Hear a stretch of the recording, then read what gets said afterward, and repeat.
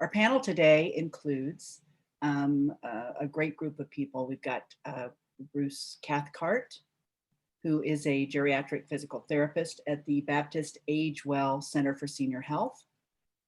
Jackie Osborne, who is a PhD physical therapist, geriatric specialist at Brooks Rehab. And you'll also recognize Jackie for her fine contributions to the film. She really taught us a lot during the production of the film. And so we're glad to have her here today. Prachi Rathi from Prism Health Services, who I believe was helpful in preparing the fall risk assessment. Did I get that right, Candace? Yes. Anyway, thank you, that's outstanding. Sherry Cheshire from the Senior Programs Manager for Northeast Florida AHEC. Lauren Papalas, Social Services Manager for Baptist Age Well Center for Senior Health. Paulette Kozlowski, who is the Adult Daycare and Community Caregiving Manager for St. Johns County Council on Aging. And Nicole Egan, who is the Director of Care Services for Aging True, which is one of the organizations and resources that we'll be talking about after the show. So I guess the thing to do is to begin to get some of the good information from the people we have here today. And Bruce, we're going to start with you. Okay. And as a geriatric physical therapist, how does a physical therapist help in the prevention of falls? Obviously, it's a big question. I think first I want my hats are off to the Ames and everyone involved with the production. I used to do a lot of acting myself, so I really appreciate the fact that this excellent dramatic production in the film itself really tells a story extremely well. I'm really gratified that I got to see it and also to participate at this level. Another unique situation here at AgeWell, we address all these the film brings up. A lot of it's done for me. You know, a lot of the things that most physical therapists would have to have the time and the interest and the motivation are taken care of by the patients who come to AgeWell, especially in the areas of medication management, the home environment, as Lauren will talk about, the social situation, people's living conditions. All of these are a very big deal, which I don't have to pay attention to as much as if I were on my own. But in the geriatric setting of physical therapy, as you see here in my rehab suite, we address the classic areas of physical therapy, those being of functional strength, strength involved in actually moving about. In the film, Jackie talked about getting up and down off the floor. This is a very big deal. We talk about getting into positions that we're not used to, using our front legs as well as our back legs to be able to use our bodies against gravity. Functional strength, flexibility, stretching, these types of more traditional physical therapy aspects. Cardiac or endurance, your ability to be able to maintain the overall body strength to function in your environment. In our program here, it's called the Imbalance Program. Here at AgeWell addresses functional strength, flexibility, endurance, and then, of course, as you see in the background, balance. Balance can be tested a lot of ways. You don't have to have specialized equipment, but it is helpful to get baselines, and it helps with the individual. And by the way, when you want to try to address your problems, if you think you have problems, or even if you want to know if you have problems, the earlier the better. And I think the film points that out very well, is prevention, wellness, trying to find out what your baseline is way before there's a problem. Or you may have had a couple falls, couple fearful events. The CDC lists the long list of both intrinsic factors and extrinsic, intrinsics being those involved with the human body and its wellness itself, versus the extrinsic, which are more the home environment, the throw rugs and the lighting and that sort of thing. But at the bottom of the list is always listed fear of falling, and I always put that at the top of the list. So as a physical therapist, before I do anything, I do a full history and get into someone's head. I try to have a conversation with them to find out what their actual attitude is about their ability to move about. What are they not able to do that they wish they could? What are they doing that maybe they shouldn't be doing? But the point is, your attitude about your ability to move, your attitude to participate meaningfully in your environment is key to how you move about. I could go on, but if anybody has any questions, I'd be happy to take them.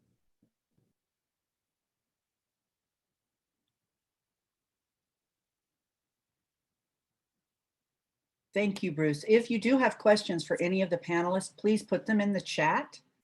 And we will see that when we begin our wrap up, we will go to audience questions. So please share any questions you have. We'll be happy to include them if our time allows us to do so. Okay, so you have a colleague, Jackie Osborne, who was in the show. And Jackie, thanks as always for being on these panels and for being such an important part of the Saving Claire project. We have talked in the past about some latest research that we thought was pretty compelling, showing how active lifestyle is such a huge part of health and fall prevention. Can you sort of help the audience understand how that preventative is such a determinant in health and quality of life? Sure.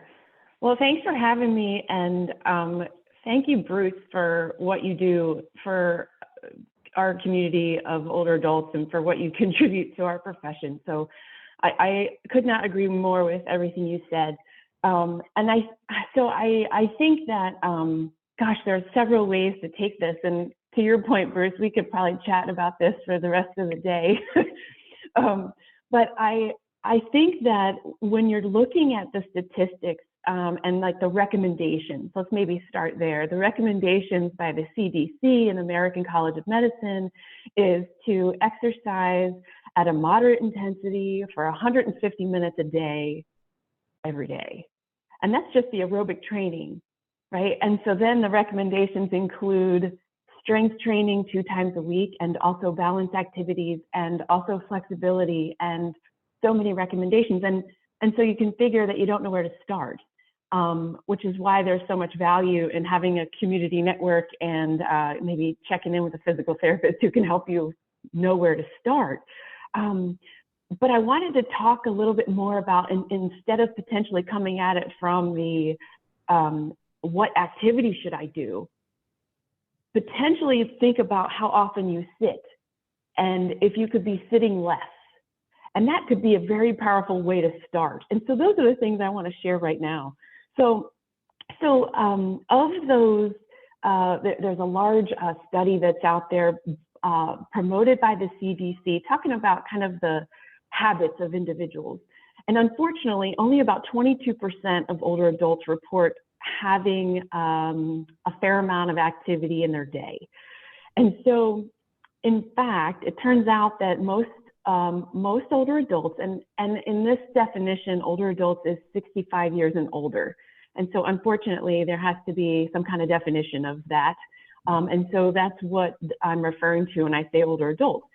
So the amount of time that older adults sit through the course of a 24-hour day is 9.4 hours. So if we talk about a 24-hour period and we set aside 8 hours of that for sleeping, and then we take out 9.4 hours for sitting things, there's only about 6 hours left to do stuff. And so often I think there's a confusion about what should I do to stay active and to meet those metrics of 150 minutes of activity a day. The average time spent in physical activity, according to the CDC study, is about 17 minutes on average. So I think what I would hope to take away is not to tell you that you have to stop doing things that you enjoy while sitting, but to see if you can infuse things that you also enjoy standing up and moving about, you know. The last thing I'll add is, to reiterate both what was in the documentary and what Bruce said is, getting on the floor and not being intimidated by that, and knowing that there are steps to take before you get all the way on the floor. Potentially there are activities to do with your physical therapist, with your family, to approach those positions, like on the surface of your bed, or a lower and lower chair or couch surface, those types of things. So there are strategies that we know of as physical therapists that we can employ to help you meet you where you're at and kind of respect the situation that you're in.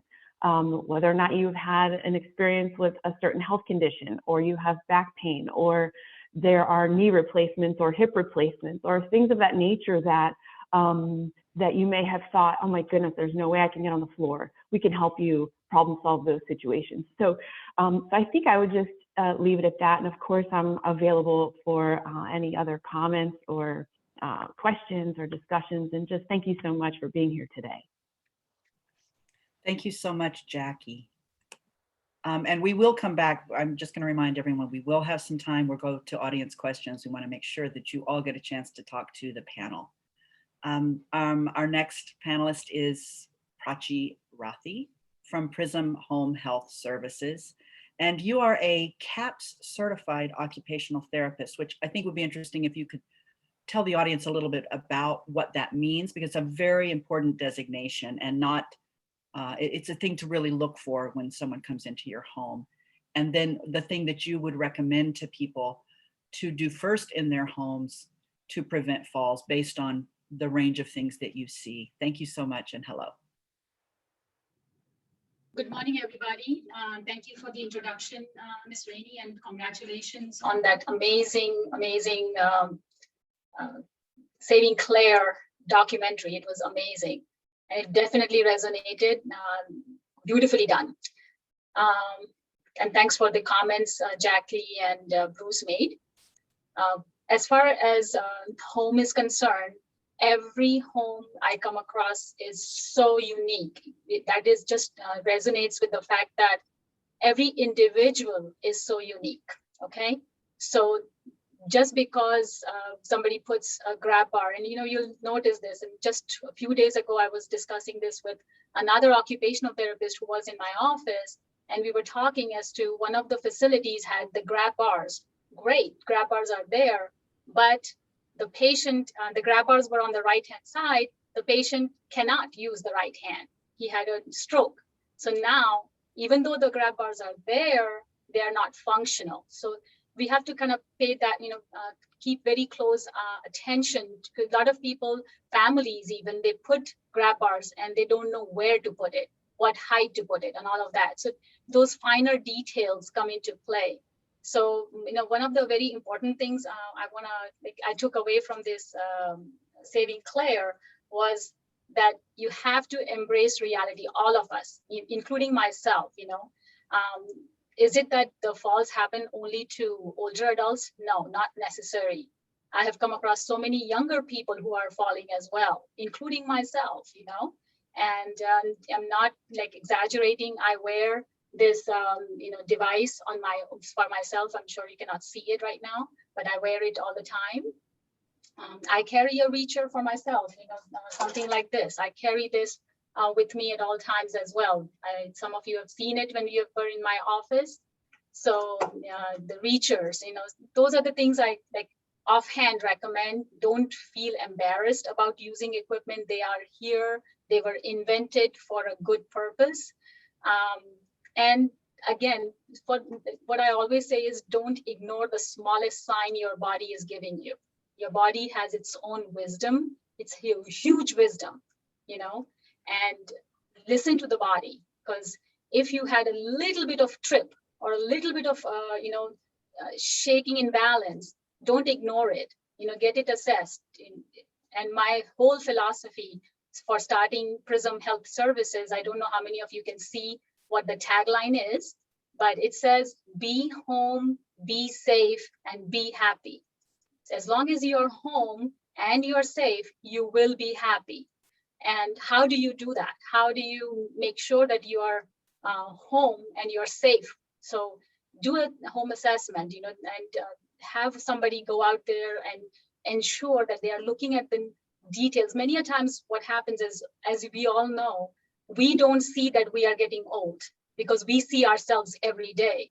Similarly, our home, we see it every day. We don't realize what are the hazards in the home until a fresh set of eyes is looking at it. So, I would recommend that, people take the time to, engage an occupational therapist or a qualified person to do a home assessment. We have developed, Candice, you did a great job about putting that fall risk assessment in a, very easy to use format for right now. But we are going to develop the form. It's already developed rather in electronic format. So you should be able to take it and just get the score right away. We have other facilities, like Jacqueline was saying, to do exercises every single day, a little bit of exercise, doing something. We have another program which is called Exerwell, so exercise for wellness. And so we'll talk more about it if anybody's more interested, but there is tons and tons of things people can do to prevent falls. Just like Bruce was saying, exercises, Jacqueline was saying, do something, some activity every day. And I'm saying home assessments. Thank you. That's, that it's sort of, we talk about everyone needs next steps, but articulating what those steps should be is really important as people look for these fall prevention actions. We've talked a lot about the importance of movement. And so Sherry Cheshire, who is a fitness and movement instructor with North Florida AHEC, we've all been through this horrendous period of isolation. People can't go to classes. It's hard to go to the gym. We've been limited. If you were to give us now some things that people can do safely at home to improve their strength and balance, it would be, I think, a tremendous service, because even if you're at your desk or you just have a few minutes, things that we can do safely at home, I think that would be a great tool for fall prevention and overall health. Jacqueline mentioned that we could, there were a lot of different physical activities, types of physical activities that we could do or that were recommended to do. And she also mentioned sitting, that we sit quite a bit. Well, one thing that I always like to mention is if you sit and you watch an hour of television during the day or evening, if you do physical activity just during the commercials of 2 television shows, you will have done 30 minutes of physical activity. So what are some things that we could possibly do sitting in our chair or standing next to our chair? Well, the ankle is one of the most important and balance joints. It lets us know about changes in terrain. So we could simply lift up our foot and roll our ankle around in a nice slow circle, back and forth. We could just simply raise our knees in our chair. We could practice acting like we were going to stand and then just sit back down again. We want to keep our leg muscles strong. One of the reasons that people fall is leg weakness. Could we stand or stay seated and go up on our toes and come back down? So that, are there some simple little activities, marching in place, holding on to the back of our chair? We could simply do some leg extensions, bringing our feet out and then back down. So there's some really simple things that we can do sitting in our chair, standing next to our chair. We can do simple range and motion activities where we do our good morning stretch and just simply turning side to side, just making sure that we actually keep that movement and keep the joints where they're moving. where we have the range in motion. If we're stiff, we're more likely to fall. And then one thing that I wanted to mention is when we go to stand, a lot of people will drop their head whenever they go to stand. And there's a blood pressure change when we do that. So if we can kind of think of being a snob, so we don't ever drop our head, and we go knees over ankles, nose over toes. And we simply, that will help us. The other thing is when we have a chair that has wheels on it, we want to make certain that it's not going to go anywhere. So we always want to reach back and make sure that chair is going to be there when we sit. So those are just a couple of little things that we can actually do, just sitting in our chair or standing next to our chair. We can do other leg stretches where we're simply bringing our back leg back. And we go over all those exercises and a lot more in our A Matter of Balance program. We actually have a fall prevention program here at Northeast Florida, AHEC, which is the Area Health Education Center. Our programs are all funded through Elder Source and the Department of Elder Affairs, so there is no charge. We also have our SAIL, Stay Active and Independent for Life program, where we actually do aerobic activity, weight training, flexibility, balance, and strength, all in an hour, several times a week for about 12 weeks. We have our Tai Chi for Arthritis program to help again with balance, and our actual Arthritis Foundation exercise program. So we have a lot of different programs to improve strength and flexibility, range and motion. If anybody's interested, they can call us, and I know that they're going to put our contact information down, but we would love to give you more information about fall prevention. Thank you. Thank you so much, Sherry. I thought that was really great, and I tried several of them while you were doing it. And so while you were doing them, and I'd love to know, are those available in sort of a demonstration form anywhere for people if they go to your website? When you put your information up, help us find sort of a basic primer to duplicate those on our own. I think that's tremendous. I learned a lot. If they actually attend our Matter of Balance program, we actually do them in the class, and they do get them to continue with them after the class is over. But the class, to the beginning, they're supervised. And we also have that modified, so it's virtual or in person. Ah, terrific. So you do offer some virtual options. We continue to go in person and then virtual. And so I think we've all learned that flexibility of mind and body are certainly key to living in this modern era. But thank you so much. That was great. And we're going to move now to Lauren Papalas. And Lauren, you're the social services manager at Baptist Age Well. And we're going to talk a little bit about, we're kind of shifting gears a little, because we do think there is a factor in a lot of behaviors, and that we're going to talk about, does ageism, is it a factor in denial? And for anyone who may not know the literal definition of ageism, it is prejudice or discrimination on the grounds of a person's age. And anyone who is getting older probably knows what it feels like, even if you don't know exactly how it's defined. But Lauren, I'm really interested in what you think about how this works on our psyche as we age. Yeah, so thank you for having me. This was an incredible video, and I was thinking about, gosh, we should have this in our Age Well centers just playing on repeat. It was amazing. But on the subject of ageism, it is a reality in our world, unfortunately, and it's something that leaves people feeling ashamed and embarrassed about their needs. And people tend to respond in denial, the way that Claire did. They tend to respond in anger and denial because they're facing changes that make them vulnerable. And people don't want to feel vulnerable in any capacity, and especially not because of their age.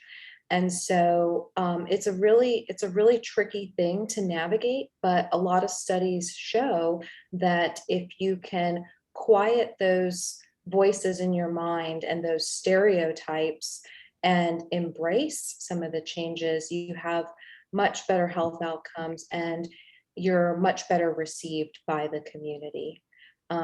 So I'll talk, as the questions go on, I'll talk a little bit more about how you tackle that. But yeah, ageism, I think, is a reality, and I think it's why we see people not accepting some of the wonderful resources that our physical therapists and occupational therapists have mentioned here today. So do you think that denial is a big factor in the way it impacts safety and well-being at any age, actually? Yeah, I think that it's one of the number one factors. Denial is a coping mechanism, and it's how we respond to distressing situations. And when it's a brief situation, sometimes denial can be a healthy thing for our bodies. It's what our bodies need in that moment. But when denial goes on for long periods of time, we miss opportunities of change, and we miss opportunities of engaging in rich resources that can keep us healthy and informed.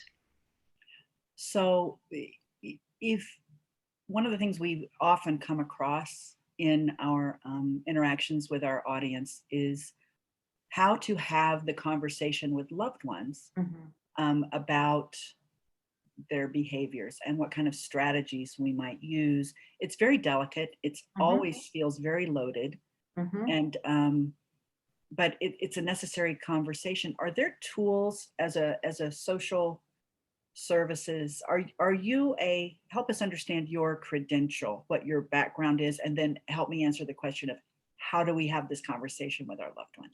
Sure. So I'm a licensed clinical social worker, and my education is in social work.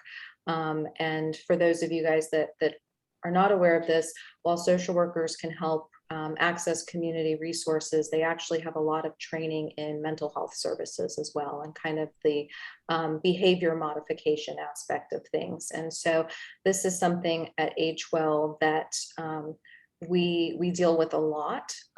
Bruce and I partner together frequently on folks that are maybe facing some denial and not wanting to make change, and how do you get around that? And it's about changing our words, whether you're a caregiver, a family member, a neighbor, a clinician.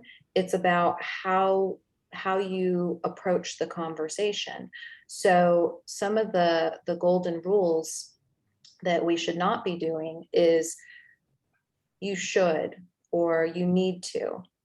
My recommendation is those types of words we're more likely to face a barrier when we start our conversations with those types of words. Think about yourself. When you make decisions, big decisions about something, you typically want to do a little research, form your opinions. You base it on past experiences, but you have to come to that conclusion yourself. It's very rare that someone's just going to say to you, you need to do this, and you just pop up and say, sure, no problem, I'm going to do that. And that's, when you look at how some of these conversations go, it's usually, Mom, you need to use that walker, or Mom, you need to pick up these rugs. And it's not really giving that person their autonomy to come up with these conclusions themselves. And so changing your wording to question-based conversation instead of telling somebody what to do is where you're going to see the moments of success. And it may not happen in that first conversation. It may be a building process, but things like, what have you considered so far? Or do you have a fear of falling? And what small changes might you consider in your home? Always phrasing whatever you need to say in the form of a question will open up conversation, and it will plant those seeds so the person continues thinking about it. And then they might do a little research on their own, and then they might talk to you about it again. And that's how you really get behavior change or people to make different decisions about their life. And we all know that unless the person that it's affecting is invested and engaged, it doesn't matter what you put in the home, what equipment is there, what modifications you make. The person, like the second lady in the video, has to buy into it. And so it's got to be that person's decision, and people make decisions based on their own experiences and thoughts, not based on what people tell them to do. One of the things I'm interested in, and we get feedback about, is that sometimes a film or storytelling like Saving Claire with a relatable peer can help stand in for this. It's like you can watch this, and afterwards people often say, we watched the film, and then we just sort of sat down and asked, as you said, what did you think about that? How did you feel about that? Why does storytelling and why is relatability so important in addressing these issues?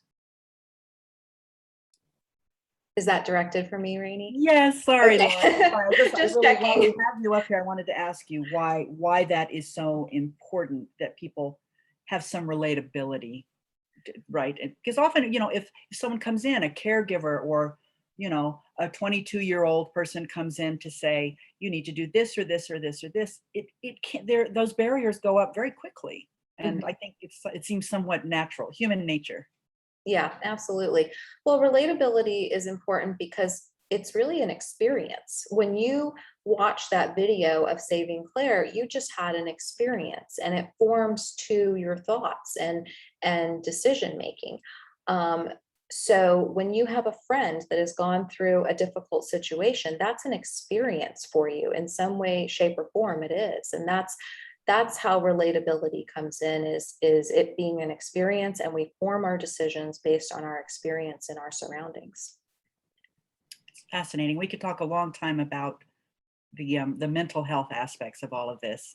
I do want to go now to Paulette Kozlowski, who is with the Adult Daycare and Community Caregiving Manager at St. John's COA.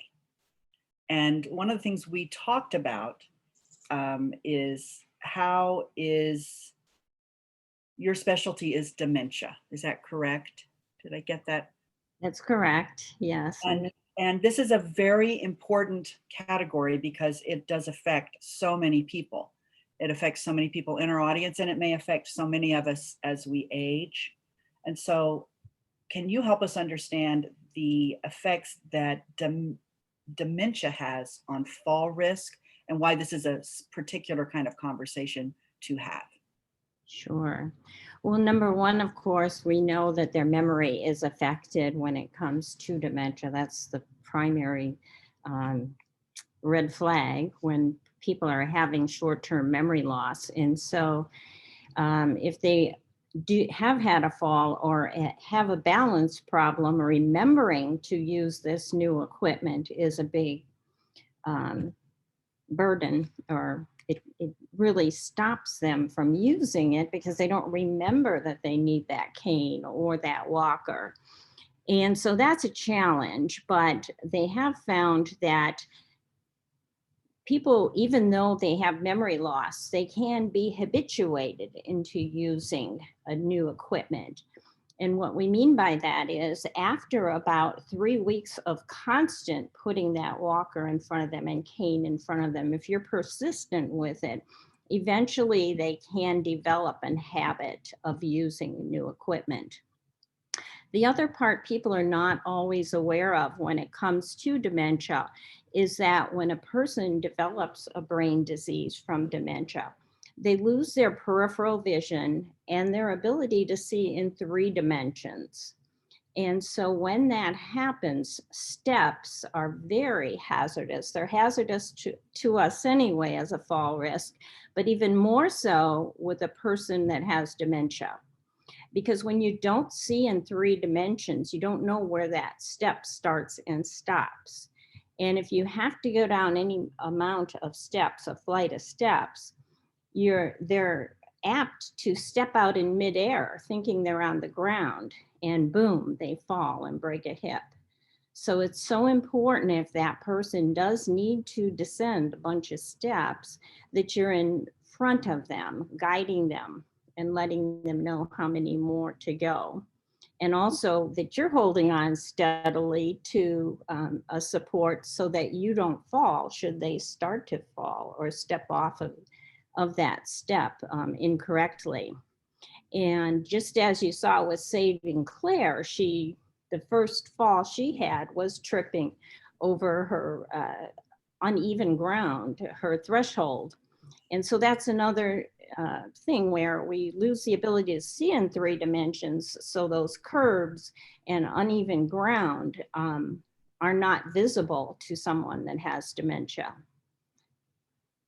You know, you talked about people moving, and this is, I think, something very particular to the community of caregivers, which is that really important component of do not fall in your process of helping others not to fall, whether they're moving around.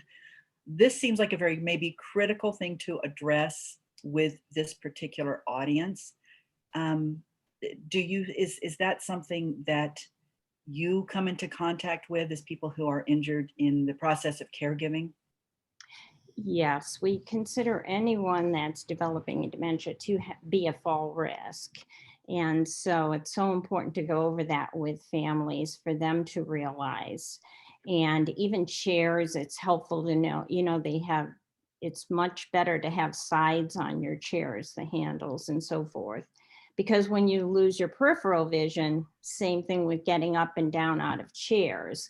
They don't see where the edges of the chair are, and they're apt to sit down and fall because they've missed the entire chair, or they sat on the edge of it and fell.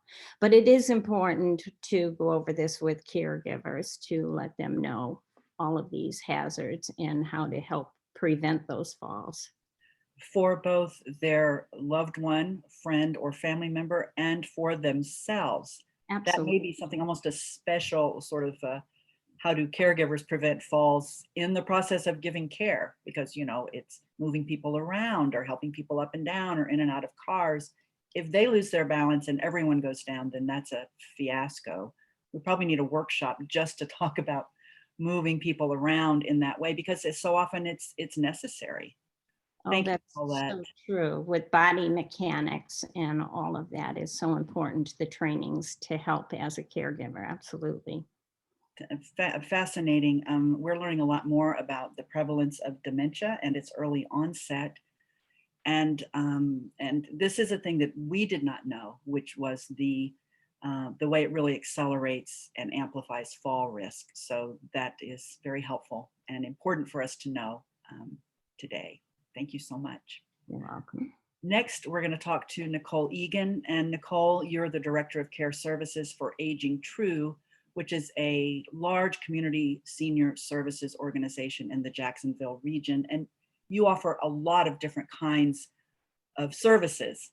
But of the ones that you could share today, which ones are really geared towards fall prevention and fall risk understanding?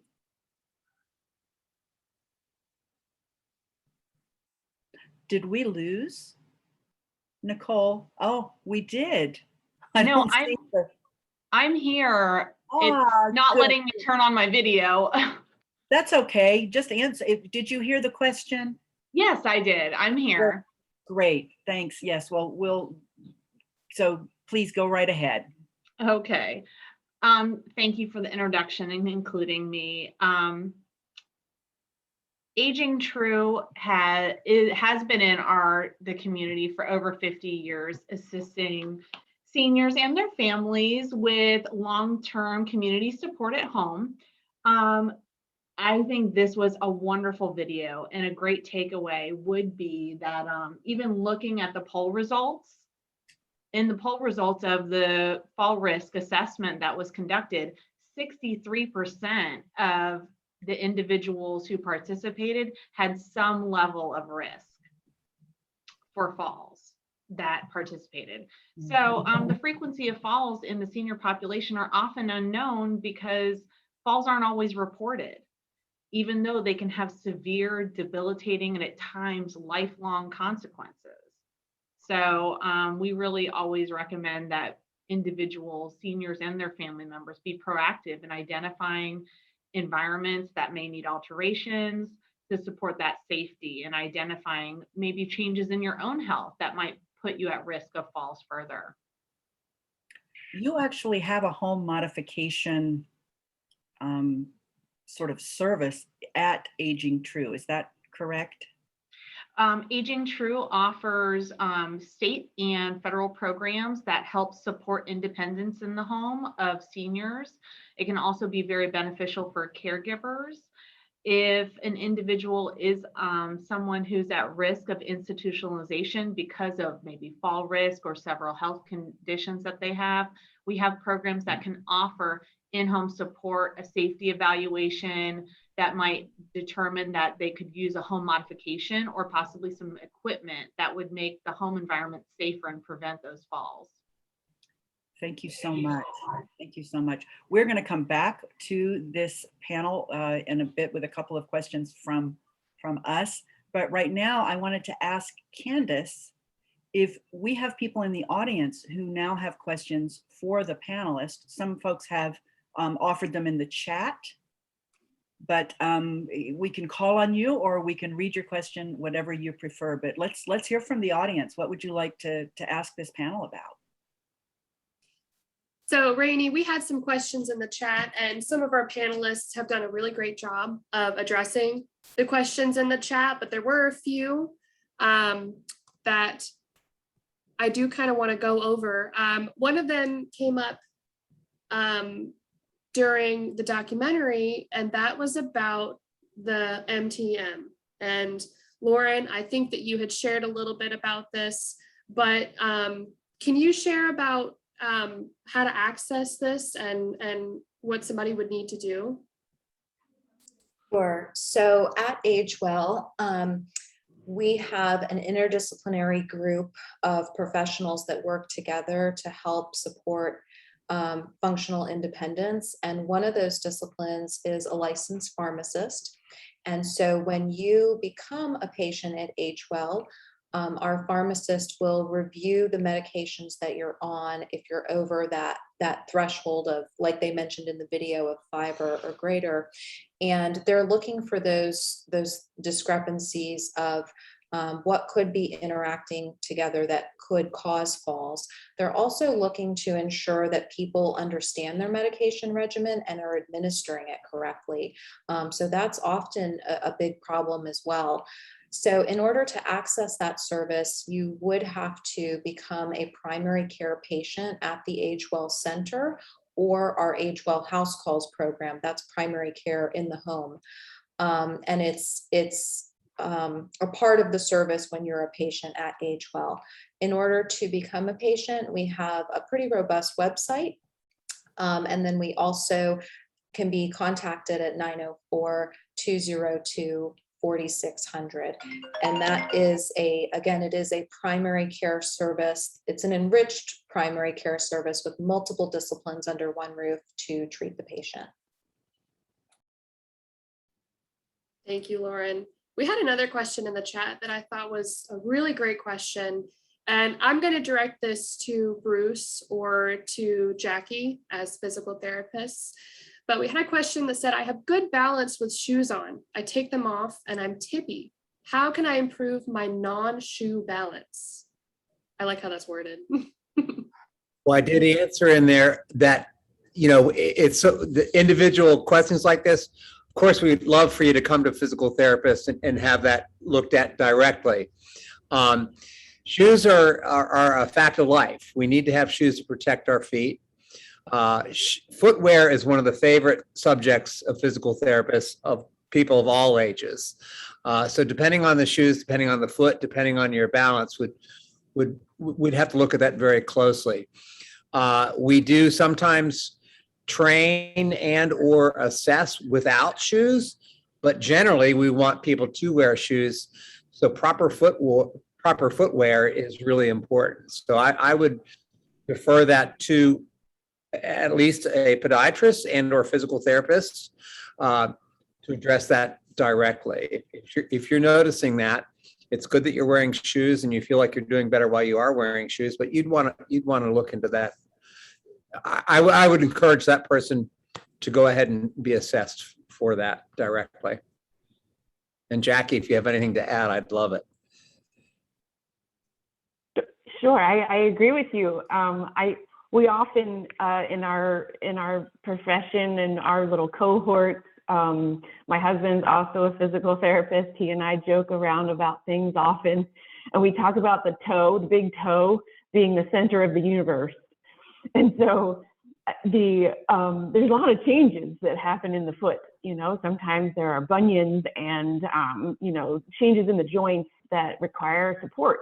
And so it's a lot more complicated sometimes, I think, than finding a shoe that's comfortable. And so I couldn't agree more with Bruce. I think that there's value in seeing a podiatrist, but I also think there's other factors like sensation and the movement of your ankle and your knee relative to your toes. So it gets complicated. And, you know, are there things that can happen up the chain, as we say in physical therapy, from your ankle, your knee, your hip, your back, that can actually help the position of your foot on the ground? So I guess I'm just adding that to show that, like, it is a little more complicated than it seems. And I would just applaud you again for knowing that there's a difference, or recognizing a difference between your balance with shoes on versus shoes off, and that it is an issue. And so you know, when you don't go to bed with shoes, and so what happens when you need to get up in the night to use the bathroom? You know, do you have the supportive slipper, or do you take the minute to put the shoes on to walk to the bathroom? Those are the times when the bad thing happens, you know.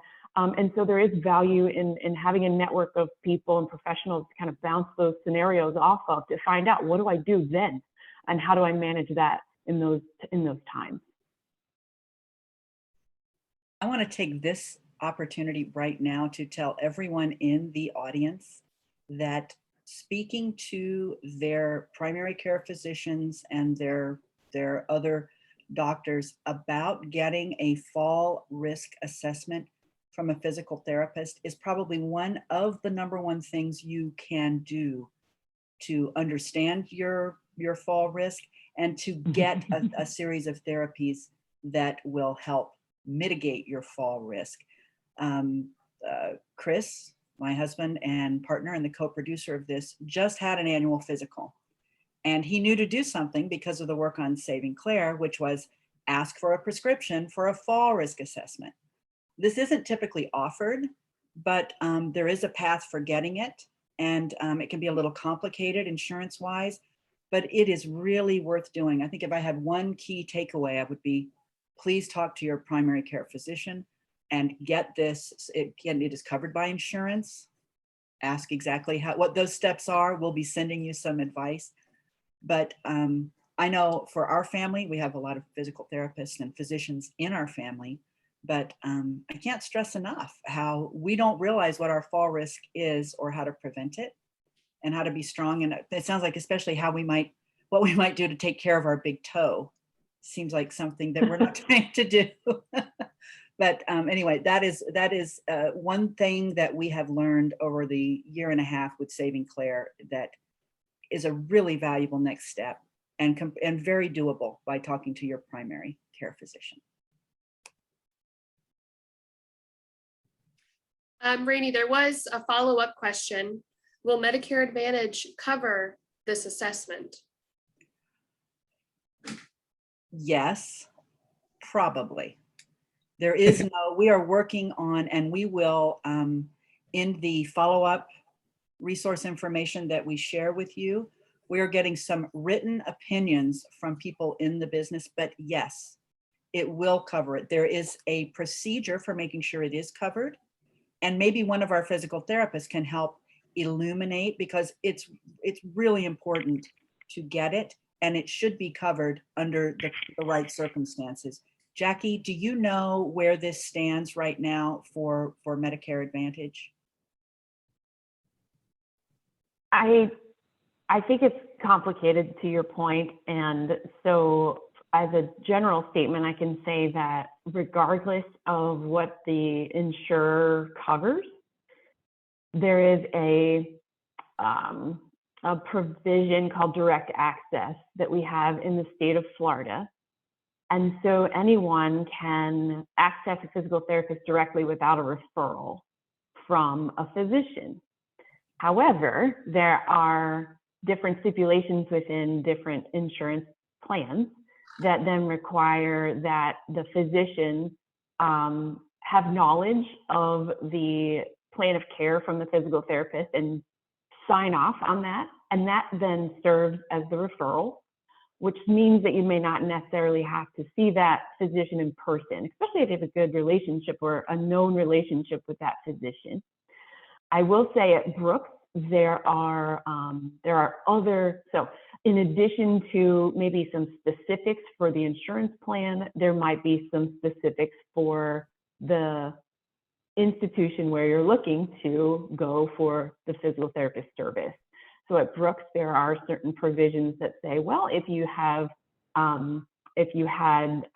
not been to our facility before for this condition, then we would like for you to go to your physician first, but that's not necessary. And so I did not directly answer the question about Medicare Advantage because I don't know about that particular plan, because then it depends on who the carrier is. Like Florida Blues Advantage plans may differ from other Advantage plans. And so I apologize that there may be other people on the panel who can more directly answer that. Like all questions regarding insurance, it is always unanswerable with something clear and clean. And we are working very hard as advocates as part of our education, and we've been asked to be on some committees to advise people. And we're like, one of the things you can do is make sure that you cover these kinds of preventative things. There's actually some legislation that will be coming out to help with a tax credit for home modification. So be on the lookout. That will be coming. I think that's being, I think it will be probably in next year's calendar. And that's a very big game changer, because it means that people can get a refundable tax credit to do things like put in grab bars, with a CAP certified home improvement specialist, because it's very important that a grab bar never be installed incorrectly. They can be more dangerous if they are done that way. So you want to make sure that you deal with people who are certified, CAPS certified for home modifications. But yes, the issue of insurance is a constant problem, but we are told that these visits should be covered, especially if you tell your physician, I am concerned about my balance, or if you have any issues already that you are noticing that would require you to get the services of a physical therapist. Unfortunately, we're still not there in terms of coverage of preventable things, though obviously if someone falls, the cascading 6-digit, disaster is covered by insurance. But we're working on that. But ask your doctor and ask your insurance company. They all have 800, it's right on your insurance card, and call them and say, I want a fall risk assessment. Can I get it? And talk to your doctor and be persistent. It's really worth the investment of time and perhaps of money. Yeah, definitely of money, because not falling is really one of the most important things for remaining independent. The statistics are overwhelming in that regard. So there's no question that fall prevention pays for you mentally and physically and economically. It's a nightmare for people, as you saw in the film. If I could add, under the study guidelines, physicians are supposed to do a fall assessment on their patients. Medicare does pay for that annually. And then also, I always recommend that when someone goes in to see their physician, they take off their shoes and socks, so it reminds the physician and the person to have their feet checked. That's really good advice. And we will, if you'll add that into the chat, we're gonna ask all of you when you have specifics to, if you can't add them into the chat for panelists, if you'll share them with us later, we'll make sure that everyone in the audience gets them. Candace, do we have anyone else that we want to, any more questions we want to address? Rainie, I think we're ready to wrap up and collect any final thoughts from our panelists. Well, I guess I always want to give the panel a chance to share. If you could, we'll start with Bruce. We'll go around the horn in the same order we did before. If you had one fall prevention action that you could recommend to this audience today, what would it be? Just one. Hard. Ask yourself that question. If you have the concern, or it's been brought up to you from others that they are concerned, they're probably not bugging you. They probably see something that you're not willing to see. You really should do what we were just talking about and pursue with your physician. Obviously, I'm going to promote my discipline to see a physical therapist. You really should see the movement experts. We look at everything. We do a holistic approach. We look at everything, and at the top, if I had to myself, if you're my patient coming to me, it would be that discussion. It would be that conversation about what your attitudes and where you're at. And I'm going to branch off from something else when we're talking about denial. It's not always one size fits all. It's not always the assumption that ageism is a denial of what's happening. Sometimes people use it as an excuse, and you have everything in between. You'll have people, well, I'm not going to do that. I'm too old for that. So you have the other problem. People will use their age as an excuse not to be doing things, and that's why they have a fall risk. So the number one thing would be to really examine in your mind, because each person is an individual, and that's any therapist, any social worker, any physician, if they're not looking at this human being as an individual and trying to examine what's going on in their head and where their attitude is, instead of what maybe their wife or their child's or their caregiver's attitude is, then they're missing the point. You've got to get inside of the patient's head. Jackie, what is your one recommendation if people just do one thing after this show? I would say prepare for a fall. We prepare for hurricanes and other emergencies. Prepare for a fall as if it's an emergency, but don't wait until it is, I guess, is my message. I think that there are lots of things that we've talked about today, and I know it can feel overwhelming to wonder where to start. And so I think, making a list is probably a good place to start, and thinking about how you can, include your family and friends in the conversation about where to start. But consider it fall preparedness. That's what I would say, and make sure that includes, your personal thoughts and expectations about your ability to get on and off the floor on purpose. Thank you so much. Prachi, what is your one, and you're in people's homes, you see this all the time. What is the one thing you would hope people would do if they were just going to do one thing next? And thank you for everybody for listening so intently. I'm just going to say 4 words. I know you said one, but I'm going to say 4 words, and I've posted it in the chat session.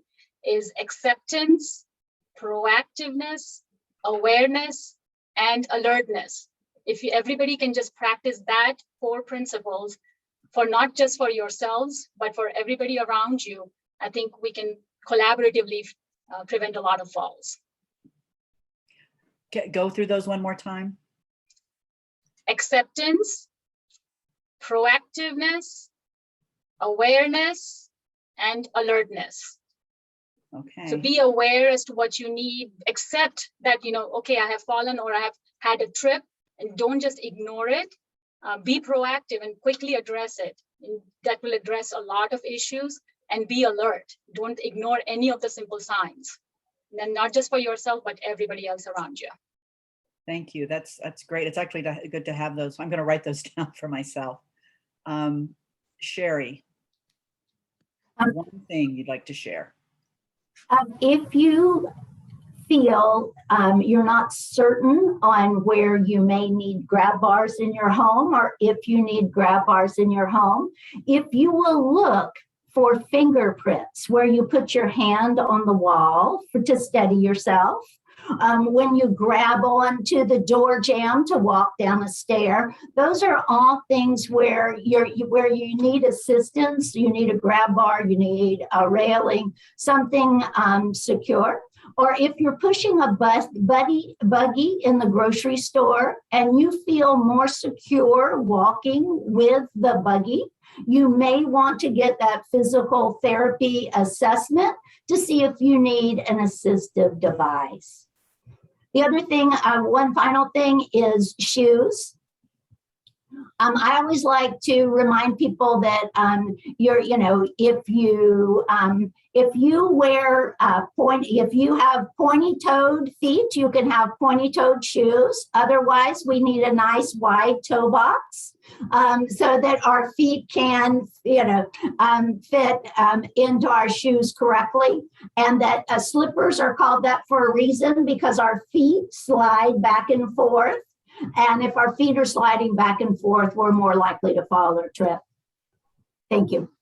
Thank you so much. Okay, Lauren, you're up. I would say be intentional with your doctor's appointments, because your doctor's appointment is kind of the gatekeeper to some of these rich resources that are on the panel today, like physical therapy, occupational therapy. Many primary care offices are now having embedded social workers that get you connected to places like Aging True or Sherry's classes. So I would say be intentional. Prepare a list, because we all get in the doctor's appointment and we forget everything we wanted to cover, and then we leave and we say, oh gosh, there was one more thing that I forgot to cover. Be intentional and talk about your medications, talk about the changes that you're having, and don't leave it to chance that you're going to remember in the visit. Make a list and talk to your doctor about it so that you can get connected with some of these great resources we have in the community. Thank you so much. And Paulette. So there's two things that I have in mind after watching this. And number one is that even those that scored low as a fall risk person, or feel they are, that's how they scored, are still at so much risk if you're not aware or thinking, I guess, ahead in your activities. One of the examples I'm going to use is that the ice rink that they had probably about 5 years back in St. Augustine. I was so excited to get back on the ice again until I actually got on with my skates and was surrounded by kids flying by. And then it dawned on me, what am I doing here? If I fall, it's not like what happened as a child. So sometimes we're not thinking. Same example, somebody getting on a ladder, going up high as you get older. And we know our bones are getting softer, and we're at risk for breaking, for recovering from fractures.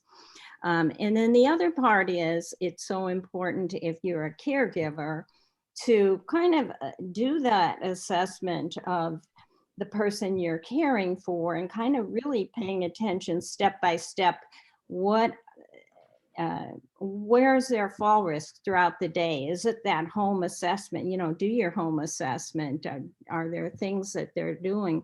Especially people aren't thinking lifting one leg up to put pants on, for instance. You want to make sure they're sitting, because they already have balance problems. And if you lift one leg and now suddenly you're bending over and finding yourself trying to balance on the other, definite fall risk. So just paying closer attention to our own activities and the one we care for. Thank you, Paulette. Sure. And then Nicole, what is that one thing you would like people to take away today, based on, you see a lot of people who are now in need of services, and perhaps because they've fallen. What is, if you could just say this, take this one step, what would it be? I definitely think some of what has already been reiterated here is being an advocate for yourself or even another senior. whether you're a caregiver or a senior yourself, be an advocate for yourself by being honest about recognizing that help that you may need to be safe. Because if you're being proactive by having that in-home evaluation or accepting that grab bar or utilizing that walker that the doctor has authorized for you to have and prescribed for you to have, that's going to keep you safe and prevent you from falling and having those detrimental consequences of those falls. Thank you, Nicole. Candace, thank you so much. Thank you for having us here and allowing us to participate with this tremendous event. Thank you, Rainie, and thank you to all of our panelists that joined us today.